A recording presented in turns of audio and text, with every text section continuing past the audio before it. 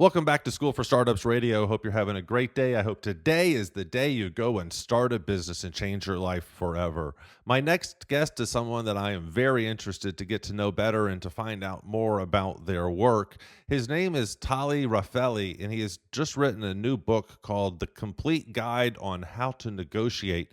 Master the art of getting what you want in business and in life. It's gotten some really good reviews, 5 stars on Amazon, and it's been selling well. Tali is also a speaker and an attorney, and so I'm very fascinated to learn all that he's doing. Tali, welcome to the show. How are you today? Good, Jim. Thank you very much. Good to be here with you. Well, I appreciate your time. You are a fascinating person. It seems like you do a lot of stuff, and I guess your experience with negotiation started off as an attorney. Normally, we don't have attorneys on the show because we consider you just, an attorney. And so I'm glad that you can laugh at that and that you've moved some out of that profession a little bit because us entrepreneurs got to learn some other skill sets. So we appreciate what you're doing. I remember taking a class in graduate school on how to negotiate, and in the end, we all figured out that everyone could win, and that was always the exercises. But I haven't found that to be true in real life. Not everyone wins all the time. Tali, welcome to the show. How are you doing today? I'm doing great, Jim. Thank you very much. It's really a pleasure to be here with you, and I really appreciate the opportunity to get to speak about the book and just about my thoughts about the whole subject. Talk to us about Thank you very much. negotiation. Can it be win-win-win? Absolutely. I think it has to be win-win-win. And it's very easy to actually have that atmosphere in a negotiation. I think that's the biggest problem is people see it has to be a conflict. It has to be a win-lose.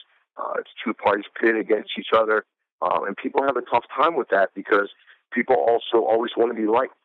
So, and you don't want to come off as a bad person. So you've got that conflict right there where you have to be a tough guy and you want to get a good deal and you feel like you're in a conflict, but yet you don't want to be disliked. You want to be liked and you want to be respected. And that's I think, the biggest problem with negotiating. And people are just intimidated by the whole process.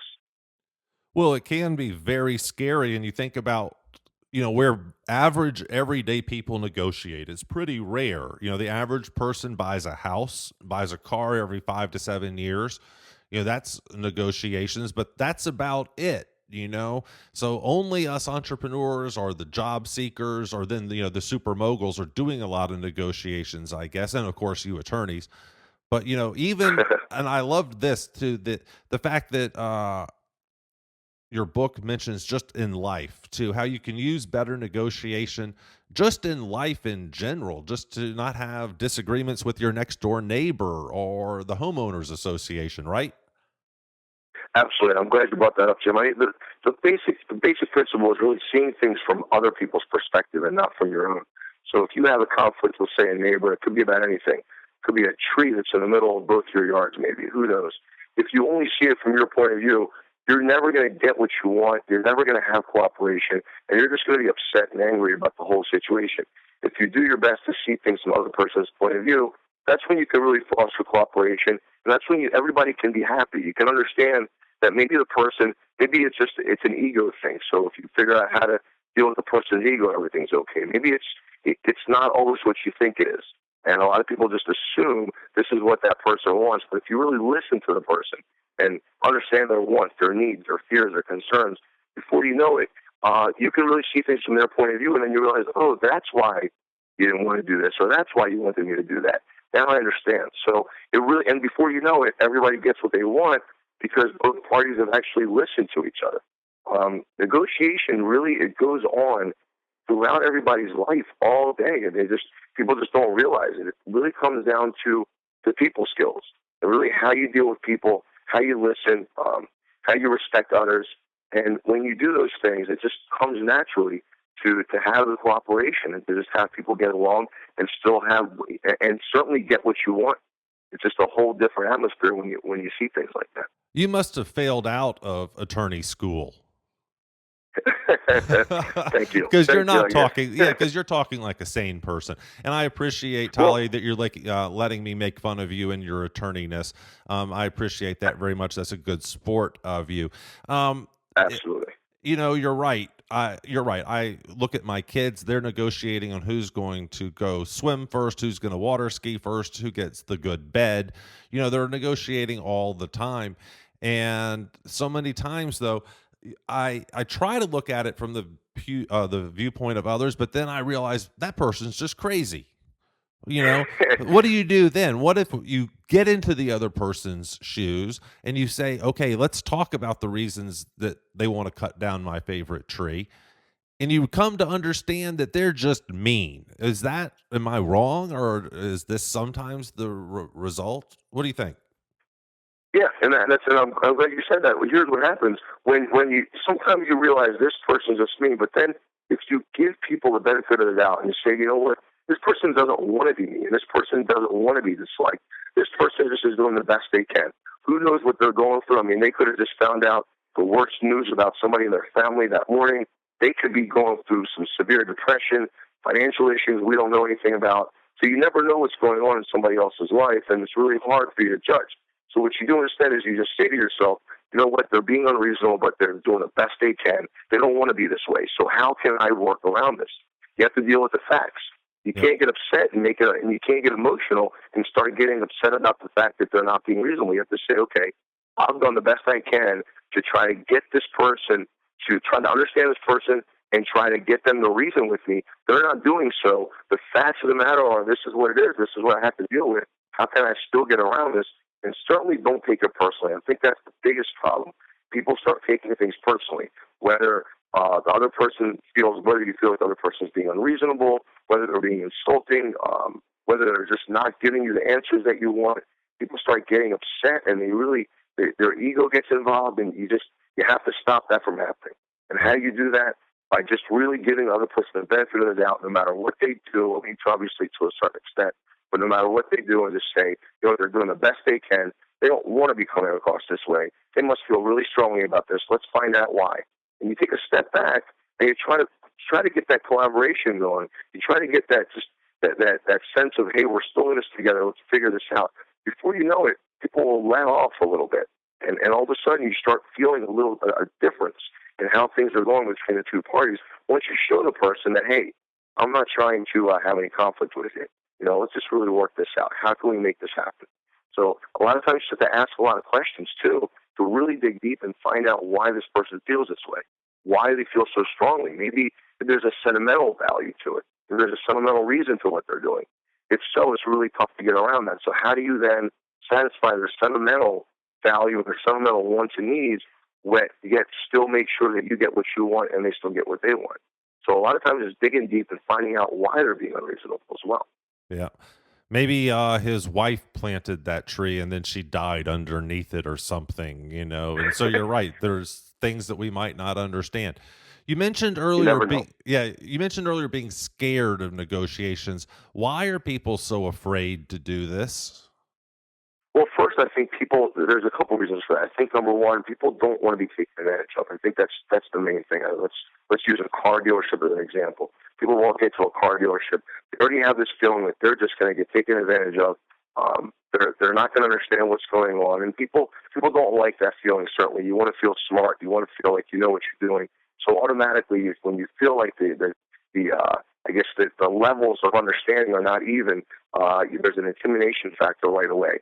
And so you're going to be tense and you're going to be on guard from the very beginning, and you see it as a conflict. How can I protect myself against these bad people who are going to try to take advantage of me? So that's the first part. And then the second part is, like I said before, where people want to be liked. They don't want to be looked at as a bad person, unreasonable person. People think that if you're standing up for yourself, that means that people aren't going to like you, and that's not true at all. If you stand up for yourself in a respectful way, and you're nice and you're polite and you're likable, you're not going to be looked at as a bad person, or you're not going to be disliked because you're just standing up for yourself in that nice way. It's just how you say things a lot of times. So if you just make it clear, like, hey, I'm just trying to get the best deal here for everybody. I want to make sure everybody's happy, and I want to make sure that we all get our voices heard here. But at the end of the day, I'm a nice guy, and I just want to make sure that we all get the results we want, and move on from there. So I think a lot of times I think it's a twofold problem. It's the intimidation factor of sometimes feeling like, hey, what am I getting myself into here? I'm going to get a bad deal. And then number two is I want to be liked. So how can I be tough and be liked at the same time? I think that's where the problem stems. Right.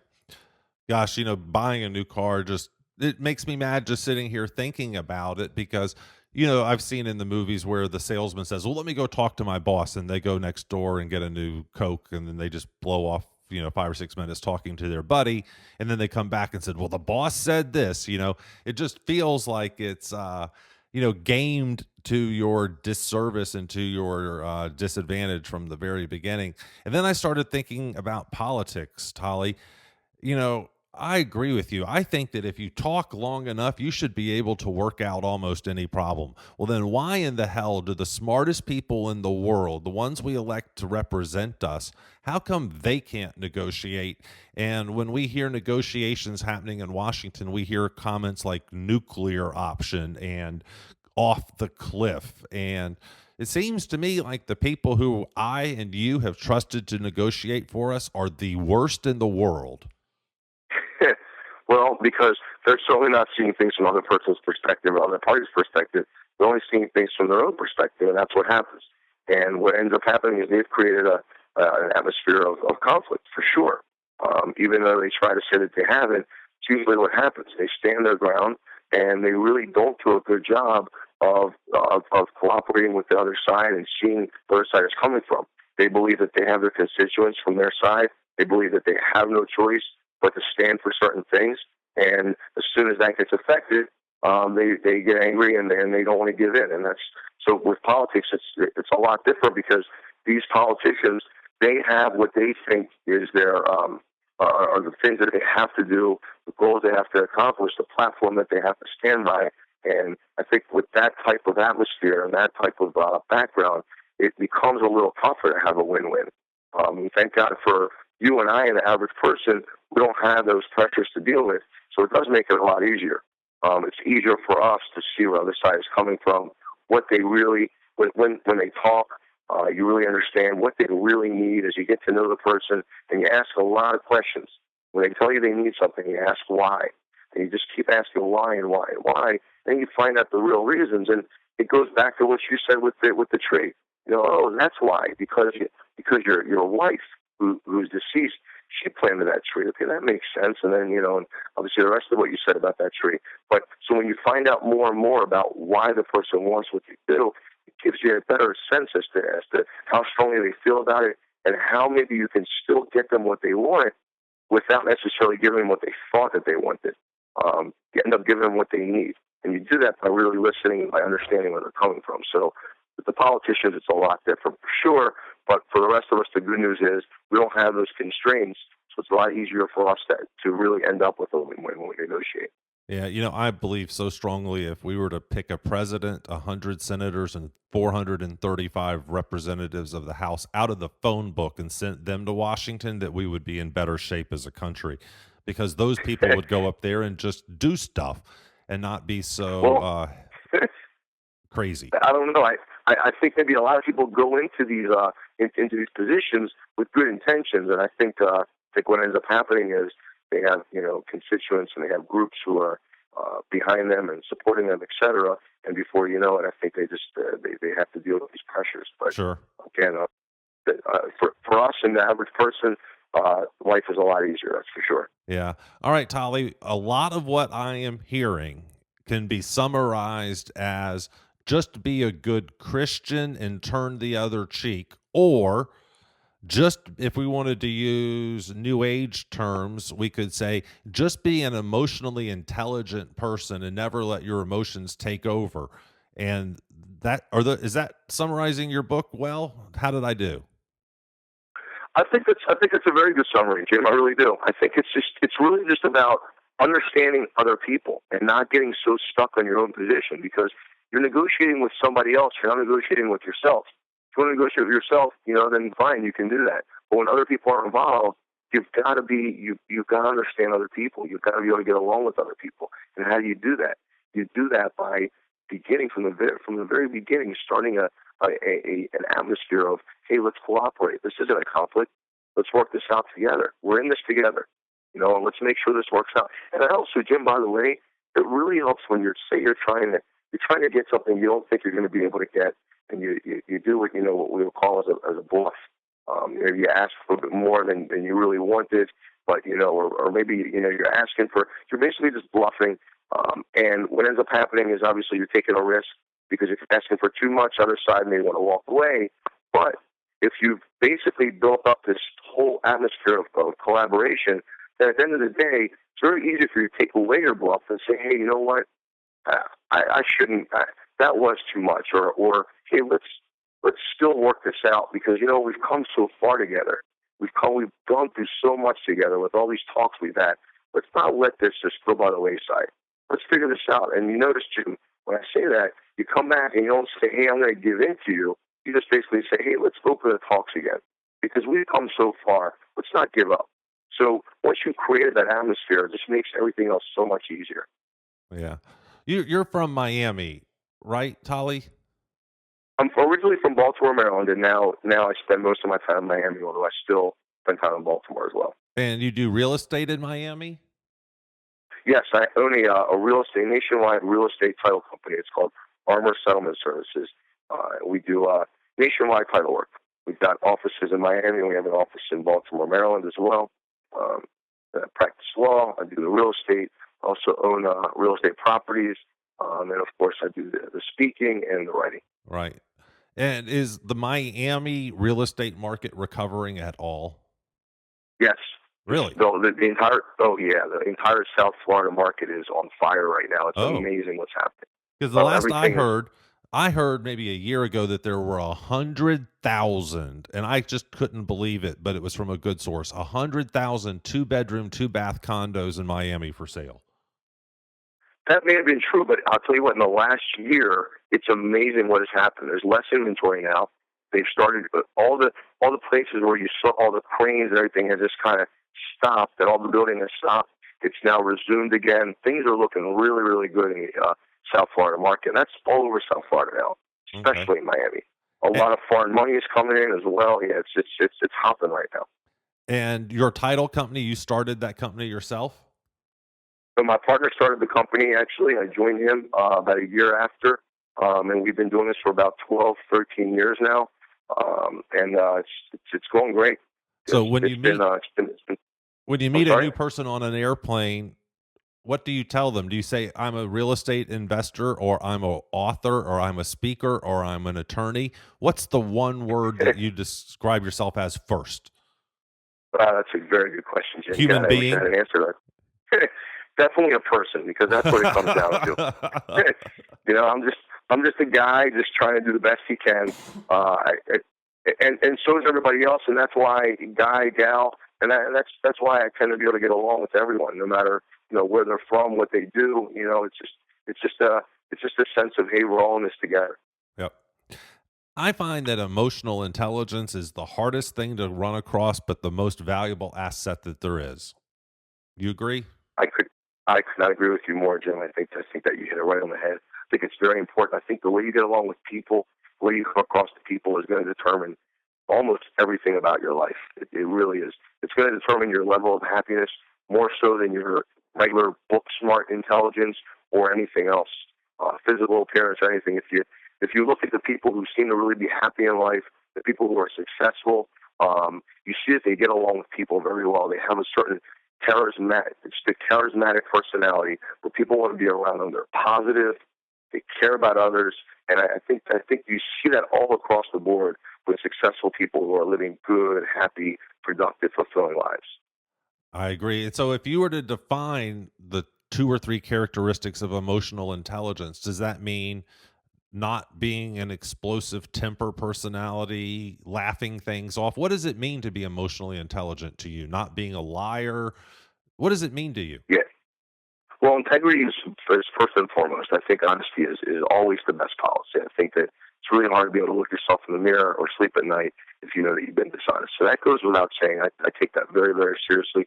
That's in life. That's in business. That's with friends, Yeah, family, again, you're not a strangers, very good etc. lawyer. I don't understand how you ever were a lawyer. You're just not talking like one. I know what a lawyer sounds like, and you're not talking like one. So Well, anyway, well, the good news for me is that as the owner of the title company, I don't. There's not conflict. It's more. we're working. We work together with lenders and realtors to make sure that our clients, our borrowers, our buyers, our sellers are happy at the end of the day with their purchase of a house or their refinance of a mortgage. So I'm not in a courtroom, battling it out with another attorney all day. And so maybe that's why I'm a little bit of a happier guy than maybe some other attorneys are. I think I don't maybe know. so. I think maybe Yeah, so. Yeah. Yeah. Do you see the nationwide housing market starting to recover? I do. I do. We're seeing evidence of that everywhere. I mean, the rates have gone up a little bit, so certainly refinancing right now has slowed down. But as far as purchases go, it does seem like people are buying houses. You see less of foreclosure starts at this point. I think the recovery is underway with the housing. It's going to be slow because what happens is when rates go up a little bit, as they have, houses become a little less affordable. So what's going to happen now is the, the the actual prices have been going up, so that's going to start getting a little bit more steady now. But it's still things are moving. And to go back to the South Florida market, I mean, I'm seeing evidence of that every day. People are putting in offers on houses, and they're now realizing that if they wait a day or two, that house is gone. So things are moving pretty fast now. Huh. And I'm hearing that across the board. And we, of course, deal with real estate all over the country. So, Right. yeah, things are looking good.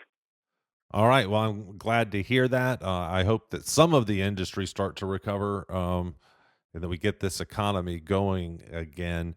We only have about 30 seconds left. Tali, what else do we need to talk about?